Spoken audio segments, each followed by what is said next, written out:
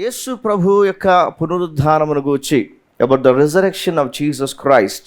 కొంతమంది ఈ రిజరెక్షన్ని డిస్ప్రూవ్ చేద్దామని, అంటే పునరుద్ధానమే జరగలేదు, యేసు ప్రభు పునరుద్ధానుడు అవ్వలేదు అని చెప్పడానికి ప్రయత్నించినటువంటి వారు చరిత్రలో చాలామంది ఉన్నారు. అలా ప్రయత్నం చేసినటువంటి వారి ప్రయత్నాలు ఏది కూడా సఫలం అవ్వలేదు. కానీ వారి ప్రయత్నాలు చివరన వారు కనుగొన్న సత్యాలు ఏంటంటే, what we thought is completely wrong అనే విషయాన్ని కనుగొన్నారు. మేము ఏదైతే ఆలోచించామో అదంతా కూడా వాస్తవం కాదు. యేసు ప్రభు నిజంగా పునరుద్ధానుడయ్యాడు అనే విషయాన్ని వారు గుర్తెరిగి యేసు ప్రభు యొక్క పునరుద్ధానాన్ని గురించి వారు పుస్తకాలు రాయడం జరిగింది. నేను అట్టి వారిలో కొందరిని గురించి నేను మీ ముందుకు ఈ సమయంలో తీసుకుని వస్తాను. గమనించండి. మొట్టమొదటిగా గిల్బర్ట్ వెస్ట్ అనే ఒక వ్యక్తి ఉన్నాడు. అతని స్నేహితుడైన బెరాన్ జార్జ్ లిటిల్టన్ అనేవారు ఉన్నారు. చూడండి, గిల్బర్ట్ వెస్ట్ని గురించి చూద్దాం. ఇతను 1703 నుంచి 1756 మధ్య వరకు జీవించాడు. ఈయన 1740 సంవత్సరాల్లో ఒక ఆలోచన చేశాడు. ఏంటి ఆలోచన ఏంటంటే, యేసు ప్రభు యొక్క పునరుద్ధానము జరగలేదు, అదంతా కూడా ఫేక్ అనేది నిరూపించాలి అని అనుకున్నాడు. ఈ యొక్క గిల్బర్ట్ వెస్ట్ ఎటువంటి వ్యక్తి అని అంటే, ఈజ్ అన్ ఇంగ్లీష్ పోయట్. ఈ ఇంగ్లీష్ పోయట్ అనేటువంటి గిల్బర్ట్ వెస్ట్ యేసు ప్రభు యొక్క పునరుద్ధానము జరగలేదు అని నిరూపించాలి అని అనుకున్నాడు.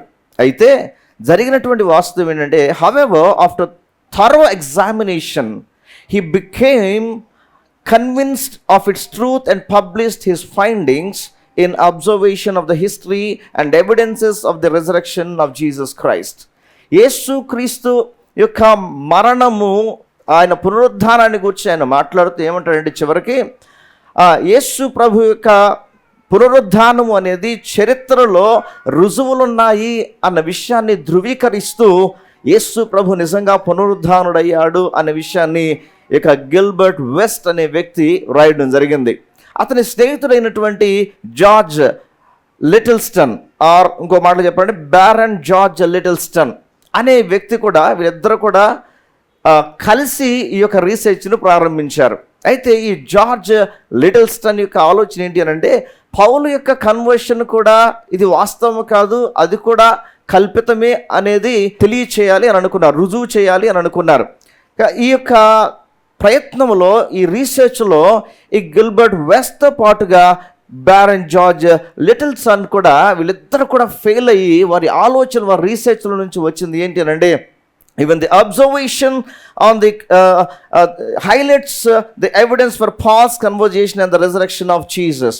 వారి యొక్క ప్రతులలో వారు రాసినటువంటి మాటలలో ఏమని తెలియజేస్తారంటే, యేసు ప్రభు యొక్క పునరుద్ధానము మరియు పౌలు యొక్క మార్పు, ఈ రెండు కూడా ఇది కథ కాదు, ఇది యాదృచ్ఛికం కాదు, కల్పితము కాదు, కానీ అవన్నీ కూడా వాస్తవమే అన్న విషయాన్ని వీరిద్దరూ వారు రాసినటువంటి పుస్తకంలో వారు రాయడం జరిగింది. ఆ తర్వాత మరొక వ్యక్తి ఉన్నాడు, ఆయన పేరు Albert Henry Ross. Albert Henry Ross ఇతను ఒక లాయర్ మరియు ఒక జర్నలిస్ట్.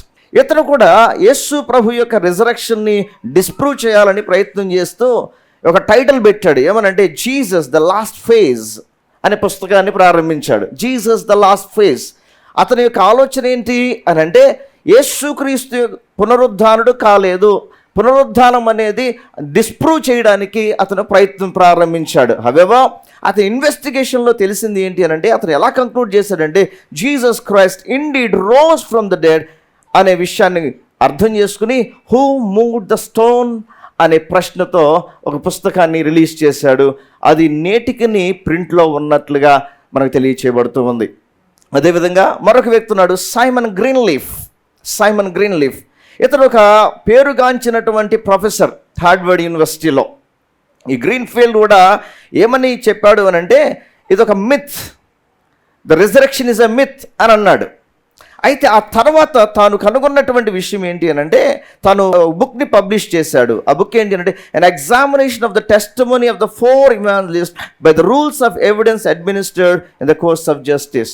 చాలా న్యాయయుక్తంగా యేసు ప్రభు యొక్క పునరుద్ధానాన్ని గురించి ఆయన తాను ఒక పుస్తకాన్ని కూడా నలుగురు సువార్థికులు చెప్పినటువంటి మాట అవాస్తవము కాదు, వాస్తవము అన్న సంగతిని వీరు తెలియచేయడం జరిగింది. గమనించండి, ఏ వ్యక్తి అయితే యేసు ప్రభు యొక్క జీవితాన్ని తాకడానికి ప్రయత్నిస్తారో, if the people try to disprove the existence of God or the resurrection of God or the death of God or Jesus Christ, but one thing is clear in the history and down through all the history, the fact is whoever tries to disprove him, the Lord, will come to know the knowledge of Jesus Christ.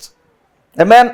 ఖచ్చితంగా యేసు క్రీస్తును కూర్చున్నటువంటి అనుభవ జ్ఞానములోనికి ఆయన తీసుకుని వస్తాడు. కారణం, he's not a myth, he's not, ఆయన కల్పితములో నుండి వచ్చిన వాడు కాదు, కానీ ఆయనే సమస్తమును సృష్టించిన వాడై ఉన్నాడు. కాబట్టి దేవునికి స్తోత్రం కలుగును గాక. హల్లెలూయా. ప్రియమైన దేవుని బిడ్డలారా, నేడు నీవు నేను ఆరాధిస్తున్నటువంటి దేవుడు ఆయన మరణమునకు పరిమితమైన వాడు కాదు, లేదా సమాధిలోనే ఆగిపోయిన వాడు కాదు, కానీ ఆయన మరణమును జయించి తిరిగి లేచిన వాడై ఉన్నాడు. ఓ మరణమా, నీ విజయం ఎక్కడ? ఓ మరణమా, నీ ముళ్ళెక్కడ? నీ మరణపు ముళ్ళను విరిచి ఆయన మృత్యుంజయుడిగా తిరిగి లేచిన వాడై ఉన్నాడు. హల్లెలూయా. ఆయన తిరిగి లేచడం గూర్చి, ఆయన యొక్క పునరుద్ధానమును గూర్చి ముందుగానే ప్రవక్తలు చెప్పినటువంటి లేఖనాల నెరవేర్పుగా ఆయన లేచాడు. దేవునికి స్తోత్రం కలుగును గాక. హల్లెలూయా.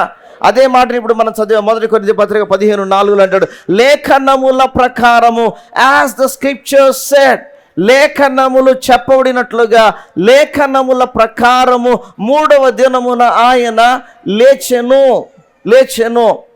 ఎవరు ఆ లేఖనాలను చెప్పారు అనే దాని గురించి మనం ఆలోచన చేస్తే, లూకా సువార్త 24వ అధ్యాయము 27వ వచనంలో ఇలా రాయబడింది, మోషేయు సమస్త ప్రవక్తలను మొదలుకొని లేఖనములన్నిటిలో తన్ను గూర్చి వచనముల భాగము వారికి తెలిపెను అనే మాటను చూస్తున్నాం. యేసు ప్రభు ఇక్కడ ఇద్దరు వ్యక్తులతో మాట్లాడుతున్నటువంటి సందర్భంలో రాస్తూ, మోషేయు సమస్త ప్రవక్తలను మొదలుకొని లేఖనములన్నిటిలో తన్ను గూర్చిన వచనముల భాగము వారికి తెలిపాను. గమనించండి, యేసు ప్రభు యొక్క పునరుద్ధానమును గూర్చి చాలా ఖచ్చితంగా కొందరు ప్రవక్తల నోట దేవుడు ఉంచాడు. నేను అన్ని లేఖనాలను చూపించాను, ఆల్మోస్ట్ ఒక 23 లేఖనాలు మనం చూడొచ్చు యేసు ప్రభు యొక్క పునరుద్ధానాన్ని గూర్చి.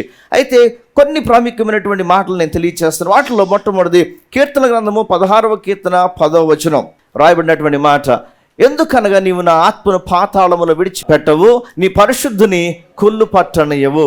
ఇదే మాటను పేతురు భక్తుడు తను ప్రసంగిస్తున్నటువంటి మొట్టమొదటి ప్రసంగంలో, అంటే the day of Pentecost Peter preached a sermon. ఆ ప్రసంగంలో ఈ యొక్క ప్రవచన వాక్కును ఎత్తి మాట్లాడతాడు. యాక్ట్స్ చాప్టర్ 2:31లో Peter is referring the prophecy of David. ప్రవక్త అయినటువంటి లేకపోతే దావీదు చెప్పినటువంటి ప్రవచన వాక్కును ఎత్తి మాట్లాడిన సందర్భాన్ని చూస్తే ఏమంటాడు, క్రీస్తు పాతాళములో విడవబడలేదనియో, ఆయన శరీరము కుళ్ళు పట్టలేదనియో దావీదు ముందుగా తెలుసుకొని ఆయన పునరుద్ధానమును గూర్చి చెప్పాను. ఆమేన్. సో ముందుగానే దేవాతి దేవుడు తన భక్తుల నోట యేసు ప్రభు యొక్క మరణమును గూర్చి మాత్రమే కాదు, కానీ పునరుద్ధానమును గూర్చి కూడా వారి నోట ఉంచాడు. అందుని బట్టి దేవునికి స్తోత్రం. ఆ లేఖనముల నెరవేర్పే యేసుక్రీస్తు జీవితంలో జరిగింది. దేవునికి స్తోత్రం కలుగును గాక. హల్లెలూయా. యెషయా గ్రంథము 53వ అధ్యాయము 10వ వచనం, అతను నలుగగొట్టుటకు యెహోవాకు ఇష్టమాయెను, ఆయన అతనికి వ్యాధి కలుగు చేసెను, అతడు తన్ను తానే అపరాధ పరిహారార్థబలి చేయగా అతని సంతానము చూచును, అతడు దీర్ఘాయుష్మంతుడగును. ఆమేన్. అతడు దీర్ఘాయుష్మంతుడగును. Underline that. అతడు దీర్ఘాయుష్మంతుడగును. అతను మృతుడుగా ఉండడు, అతడు దీర్ఘాయుష్మంతుడుగా ఉంటాడు అనే విషయాన్ని ముందుగానే ఆల్మోస్ట్ ఒక 800 సంవత్సరాలకు మునిపే యేసు ప్రభు యొక్క పునరుద్ధానమును గూర్చి యెషయా నోట కూడా ప్రభు ఉంచాడు. అంత మాత్రమే కాదు, కానీ ఈ యొక్క ప్రవచన వాక్కు యోనాతో కూడా పోల్చి మాట్లాడబడినటువంటి సందర్భాన్ని కూడా మనం చూడగలుగుతాం. మత్తయి సువార్త 12వ అధ్యాయం 40వ వచనం, యోనా 3 రాత్రింబగళ్ళు తిమింగలము కడుపులో ఎలాగుండెనో అలాగూ మనుష్య కుమారుడు 3 రాత్రింబగళ్ళు భూగర్భములో ఉండెను. దీనికి క్రాస్ రిఫరెన్స్గా మీరు యోనా గ్రంథం 1వ అధ్యాయం 17వ వచనాన్ని రాసుకోవచ్చు. యోనా గ్రంథం 1వ అధ్యాయం 17వ వచనంలో గమనించండి. ఈ విధంగా మనం గమనించినట్లయితే, ఈ లేఖనములను మనం గమనించినట్లయితే చాలా స్పష్టంగా ఆయనను గూర్చి ప్రకటించబడినటువంటి లేఖనాలన్నీ కూడా ఆయన జీవితంలో నెరవేర్చబడ్డాయి. దేవునికి స్తోత్రం కలుగునుగాక. కేవలము ప్రవక్తలు ప్రవచించినటువంటి ప్రవచనాలు మాత్రమే కాదు, కానీ Jesus himself said that he is going to be raised, that he will rise from the dead. ఆయన మరణము నుంచి తను లేస్తాను అని, మూడవ దినాన లేస్తాను అని ఆయనే పలు సందర్భాలలో శిష్యులతో మాట్లాడుతూ చెప్పిన సందర్భాలను కూడా నేను మీకు జ్ఞాపకం చేస్తాను. మత్తయి సువార్త 16వ అధ్యాయము 21వ వచనంలో జీసస్ హిమ్సెల్ఫ్ ఆయనే తన యొక్క మరణాన్ని గూర్చి, పునరుద్ధానమును గూర్చి ఆయన మాట్లాడిన సందర్భం. అప్పటి నుండి తాను యెరూషలేమునకు వెళ్ళి పెద్దల చేతను, ప్రధాన యాజకుల చేతను, శాస్త్రుల చేతను అనేక హింసలు పొంది చంపబడి మూడవ దినమున లేచుట అగత్యమని యేసు తన శిష్యులకు తెలియచేస్తున్నాడు. అంటే ఆయనే తన మరణాన్ని గూర్చి, పునరుద్ధానమును గూర్చి, మూడవ దినాన లేస్తాన్న విషయాన్ని గూర్చి తన శిష్యులకు తెలియజేశాడు. మత్తయి సువార్త 17వ అధ్యాయము 22, 23 వచనాల్లో మనకు ఇంకా సహాయపడతాయి. యేసు ప్రభు చెప్పిన మాట, వారు గలిలయలో సంచరించుచుండగా మనుష్య కుమారుడు మనుష్యుల చేతికి అప్పగింపబడబోచున్నాడు. 23వ వచనం, వారు ఆయనను చంపుదురు, మూడవ దినమున ఆయన లేచునని వారితో చెప్పగా వారు బహుగా దుఃఖపడిరి. మరొక సందర్భంలో కూడా యేసు ప్రభు ఈ మాట తెలియజేస్తాడు. మత్తయి సువార్త 20వ అధ్యాయము 18, 19 వచనాలు, ఇదిగో యెరూషలేమునకు వెళ్ళుచున్నాము, అక్కడ మనుష్య కుమారుడు ప్రధాన యాజకులకును శాస్త్రులకును అప్పగింపబడును, వారు ఆయనకు మరణశిక్ష విధించి 19వ వచనం, ఆయనను అపహసించుటకును, కొరడాలతో కొట్టుటకును, సిలువ వేయుటకును అన్యజనులకు ఆయనను అప్పగింతురు, మూడవ దినమున ఆయన లేచును అనే మాట. సో మరలా యేసు ప్రభు తన యొక్క పునరుద్ధానాన్ని గురించి రిఫర్ చేస్తూ ఉన్నాడు. తన యొక్క పునరుద్ధానాన్ని గురించి ఆయన మాట్లాడటం మనం చూస్తూ ఉన్నాం. ఇంకొక మాట కూడా మనం గమనించినట్లయితే యేసు ప్రభు అలంకార రీతిగా తెలియచేస్తున్నటువంటి మాటను చూస్తాం. యోహాను సువార్త 2వ అధ్యాయం 19వ వచనం, ఇక్కడ కూడా యేసు ప్రభు మాట్లాడుతున్నటువంటి మాటను గమనిస్తే, యేసు ఈ దేవాలయమును పడగొట్టుడి, 3 దినములలో దాన్ని లేపుదనని వారితో చెప్పాను. ఈ మాట వారికి అర్థం కాలేదు, కానీ యేసు ప్రభు ఏ దేవాలయాన్ని గురించి మాట్లాడుతున్నాడు అని అంటే శరీరమును దేవాలయమును గురించి మాట్లాడుతున్నాడు. అంటే ఇక్కడ ఆత్మీయంగా అర్థం చేసుకోవాల్సిన విషయం ఏంటి అని అంటే, ఆయన దేహము ఆయన చంపబడడాన్ని గురించి మాట్లాడుతూ ఆయన మూడవ దినమున తాను లేస్తాడు అన్న సంగతిని గురించి కూడా ఆయన్ని రెఫర్ చేస్తున్నట్లుగా మనం చూస్తున్నాం. దేవునికి స్తోత్రం కలుగునుగాక. గమనించండి, ఈ ఓల్డ్ టెస్ట్మెంట్ ప్రాఫెసీస్తో పాటుగా, అంటే ప్రవక్తల యొక్క ప్రవచనాలతో పాటుగా యేసు ప్రభు చెప్పినటువంటి ఈ మాటలు ఎందుకు మీ ముందుకు తీసుకుని వచ్చారంటే, ఉదయకాల సమయంలో ఆయన గూర్చినటువంటి మాటలు యాదృచ్ఛికంగా యాక్సిడెంటల్గా జరిగినటువంటి సంఘటనలు కాదు, కానీ ప్రవక్తల ప్రవచనాల నెరవేర్పుగా ఇవన్నీ జరిగాయి అనే విషయాన్ని మీ ముందు ఉంచుతూ, ఇది జరగవలసి ఉన్నది అని ఆయన ఎరిగిన వాడై ఉండి ఆ ప్రవచనాలు తన జీవితంలో నెరవేర్చడానికి ఆయన ఆ పద్ధతిలోనికి వెళ్ళాడు. చూసారా, అది ఎంతో ఆశ్చర్యం కలిగిస్తూ ఉంటుంది. గమనించండి, ఒక అపాయం ఉంది, లేకపోతే ఒక క్లిష్టమైన పరిస్థితి ఉంది అని అంటే సహజంగా తప్పించుకోవడానికి ప్రయత్నం చేస్తాం, కానీ లేఖనాలు నెరవేర్చబడినట్లుగా తనను తాను అప్పగించుకున్నాడు ప్రభువైన యేసుక్రీస్తు. హల్లెలూయా. ఆయనే గనక పునరుద్ధానుడు అవ్వకపోతే మన జీవితాలు ప్రశ్నార్థకంగా ఉండేవి. ఆయనే కనుక పునరుద్ధానుడు కాకపోతే మన జీవితాలలోనికి వచ్చే ఆ పునరుద్ధానపు ఆశీర్వాదాన్ని మనం పొందుకోలేకపోయేవారము. అయితే పునరుద్ధానుడై లేచినటువంటి యేసు ప్రభు మాట్లాడినటువంటి ఒక సందర్భాన్ని నేను మీ ముందు ఉంచుతాను. లూకాసు వార్త 24వ అధ్యాయంలో రాయబడినటువంటి ఒక సంఘటనను కొన్ని నిమిషాలు ధ్యానం చేద్దాం. ఆ దినమందే, అంటే ఆయన పునరుద్ధానుడైన దినమందే జరిగినటువంటి ఒక సంఘటన ఏంటి అంటే, 2 శిష్యులు, ఆ శిష్యులలో ఒక పేరు రాయబడింది క్లెయోపా అని. ఈ క్లెయోపా అనేవారు ఎవరు అనేది ఖచ్చితంగా మనకు తెలియదు, కానీ బట్ లూక్ ఈజ్ రెఫరింగ్, ఈ వైద్యుడైనటువంటి లూకా క్లెయోపా అనే పేరును రిఫర్ చేస్తున్నాడు. ఇతను గూర్చి మిగిలినటువంటి సువార్తలలో కానీ ఇంకెక్కడా కానీ స్పష్టత మనకు తెలియదు ఎవరు ఆ క్లెయోపా అనేవారు. బట్ కానీ శిష్యుడు అనే మాట మనం చాలా స్పష్టంగా చూడొచ్చు. అయితే ఆ దినమందు 2 వ్యక్తులు యెరూషలేమునకు ఆమడ దూరమున ఉన్నటువంటి ఎమ్మాయి అనే ఒక గ్రామానికి వెళుతున్నటువంటి ఆ 2 జరిగినటువంటి సంఘటనలను జ్ఞాపకం చేసుకుని మాట్లాడుకుంటూ వెళుతూ ఉన్నారు. అక్కడ జరిగినటువంటి సంఘటనలు జ్ఞాపకం చేసుకుని మాట్లాడుకుంటూ వెళుతూ ఉన్నారు. అలా వెళుతున్నటువంటి వారి దగ్గరికి యేసు ప్రభు వచ్చాడు. అయితే ఆయన యేసు ప్రభు అన్న విషయాన్ని వారు గుర్తుపట్టలేకపోయారు. ఆ తర్వాత జరిగినటువంటి సంఘటన మనం గమనించినట్లయితే యేసు ప్రభు వారితో సంభాషణ చేస్తూ ఉన్నాడు, వారితో మాట్లాడుతూ ఉన్నాడు.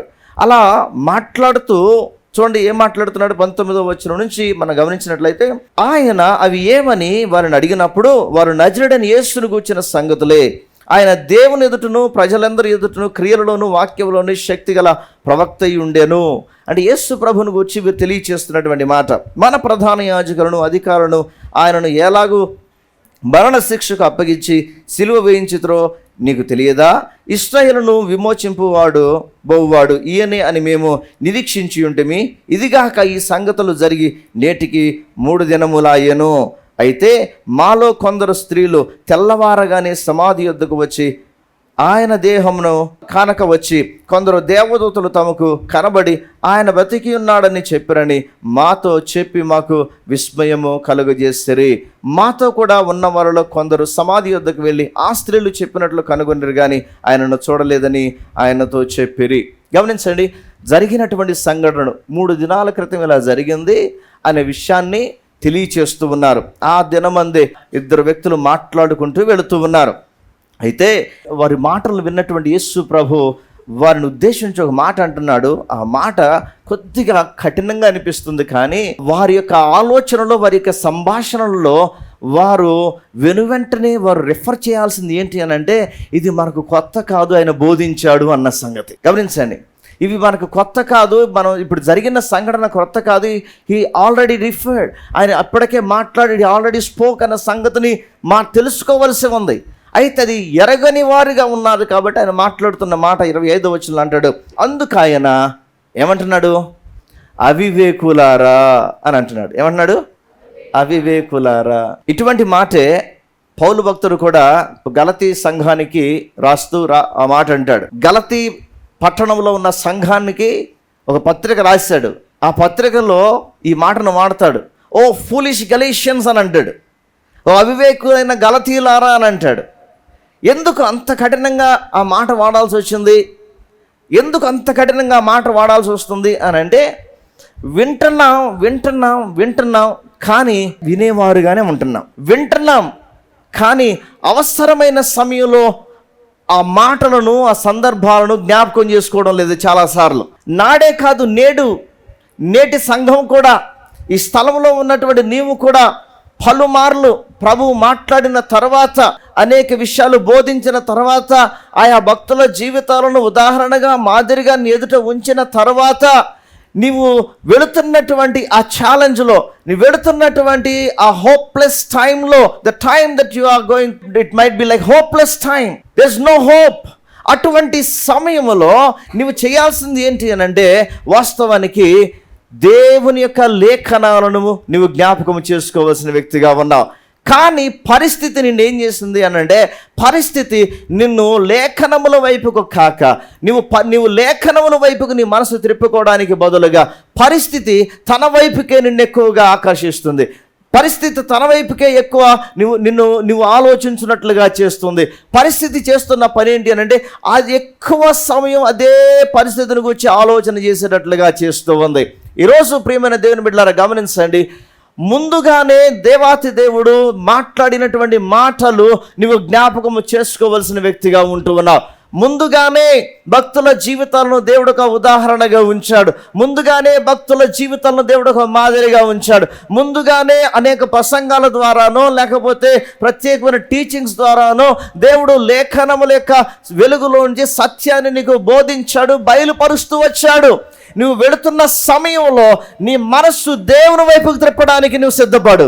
నువ్వు వెళుతున్నటువంటి పరిస్థితిలో, ఛాలెంజ్లో, నా దేవుడు నాతో ఏం మాట్లాడాడు, ముందుగా నాకు ఏం తెలియజేశాడు, ఇప్పుడు నేను ఎలా ఉండాలి, ఇప్పుడు నేను ఎలా ఉండాలని కోరుకుంటున్నాడు అన్న సంగతిని ఒక్కసారి నువ్వు ఆలోచన చేసి, if you can turn your heart towards the scripture, if you can turn your heart towards what he already spoken to you, if you can turn your hearts towards what he already said, I tell you, you will not be down anymore. నువ్వు ఎప్పటికీ పడిపోయిన వ్యక్తిగా, కృంగిపోయిన వ్యక్తిగా ఉండవు, కానీ నీవు లేచి నిలిచే వ్యక్తిగా ఉంటావు. హల్లెలూయా. నువ్వు ధైర్యము కలిగిన వ్యక్తిగా ఉంటావు. నువ్వు నెమ్మది కలిగిన వ్యక్తిగా ఉంటావు, నిరీక్షణ కలిగిన వ్యక్తిగా ఉంటావు.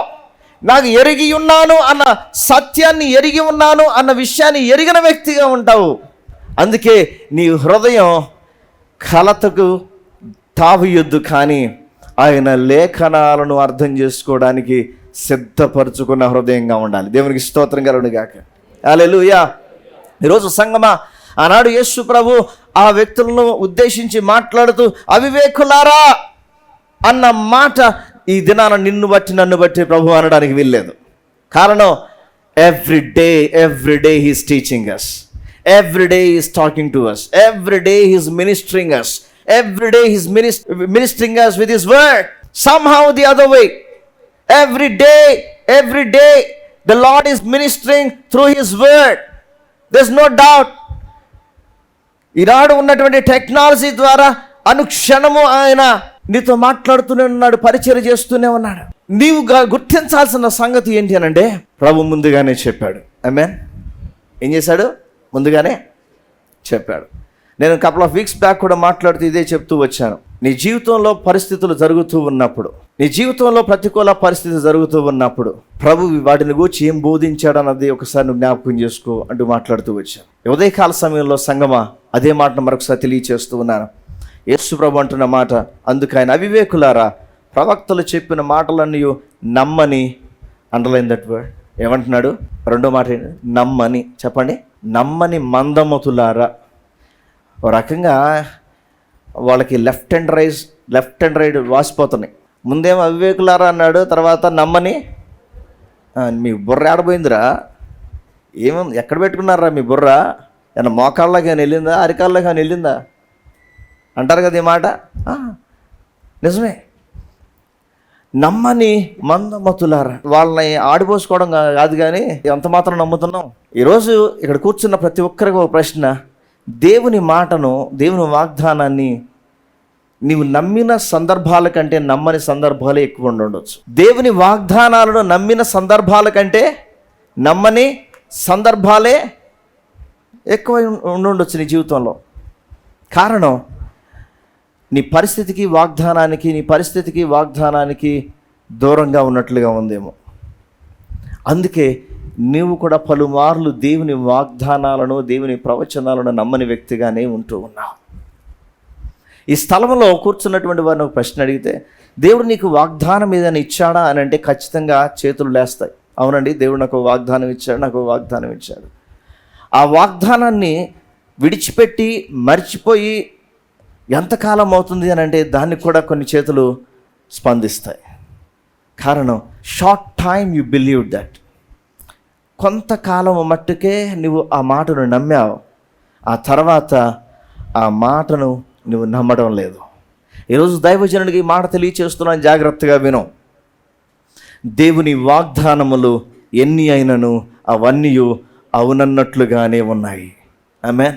ఇంగ్లీష్లో రాయబడి ఉంటుంది, ఎస్ అండ్ ఆమేన్ అని రాస్తాడు.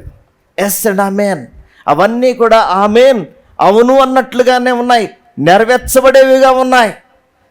దేవుడు నమ్మదగిన వాడు అని రాయబడింది. ఆయన మాట ఇచ్చి మాట తప్పటకు ఆయన నరుడు కాదు. ఆయన నమ్మదగిన వాడు అనే మాట రాయబడింది. ఈరోజు గమనించండి, ఆయనను గూర్చి చెప్పబడినటువంటి ప్రవచనాలను యూదులైన మీరు నమ్మనిటువంటి మందమతులారా అని అంటున్నాడు. అంటే యూదులకు ప్రవక్తల యొక్క ప్రవచనాలన్నీ కూడా తెలుసు ఖచ్చితంగా. యూదుడు అన్న ప్రతి ఒక్కరూ కూడా, నేను పలుమార్లు చెప్తున్నాను, యూదుడు అన్న ప్రతి ఒక్కరూ కూడా ప్రవక్తల గ్రంథాలను ఎరిగిన వారై ఉంటారు. యూదులన్న ప్రతి ఒక్కరూ కూడా ధర్మశాస్త్రాన్ని ఎరిగిన వారిగా ఉంటారు. యూదులన్న ప్రతి ఒక్కరూ కూడా కావ్య గ్రంథాలను ఎరిగిన వారిగా ఉంటారు. కాబట్టి ఎరిగిన వారై ఉన్నారు, కానీ పరిస్థితిలో వారు నమ్మని వారుగా కనిపిస్తున్నారు. లేఖనాలు తెలుసు, కానీ నమ్మని వారుగా ఉంటూ ఉన్నారు. ఈరోజు మన జీవితాలు కూడా అలాగే ఉన్నాయేమో. దేవుని మాటను నమ్మనటువంటి జీవితాలు, దేవుని వాగ్దానాన్ని నమ్మని జీవితాలు, దేవుని స్వరాన్ని నమ్మని జీవితాలు, దేవుని ఆలోచనను నమ్మని జీవితాలు, దేవుని ఉద్దేశాన్ని నమ్మని జీవితాలు, దేవుని ప్రణాళికను నమ్మని జీవితాలు, దేవుని యొక్క ఉద్దేశమును నమ్మని జీవితాలు, దేవుని మార్గాలను అంగీకరించలేని జీవితాలు, దేవుని మార్గాలను నమ్మలేనటువంటి జీవితాలు ఈ స్థలములో ఖచ్చితంగా అక్కడో ఇక్కడ కూర్చునే ఉంటారు. ఈరోజు దైవజనుగా తెలియచేస్తున్నాను, ఈ మాట జాగ్రత్తగా విను. ఆయన నీతో చెప్పిన మాట, చూపించిన ప్రతి మాట, వినిపించిన ప్రతి మాట నమ్మదగినదై ఉన్నది. భూమి ఆకాశములు గతించిపోవునేమో కానీ ఆయన చెప్పిన మాట, ఆయన చూపించినది ఏది కూడా గతించి పోనే పోదు. Maybe the heavens and earth, కానీ దేవుని మాట స్థిరముగా నిలిచేయి ఉన్నది. ఆమేన్. ప్రియమైన దేవుని బిడ్డలారా, నీతో మాట్లాడినవాడు, నీతో చెప్పినవాడు, నీకు చూపించినవాడు, నువ్వు విన్న స్వరం, అది దేవుని స్వరం, అది దేవుని మాట.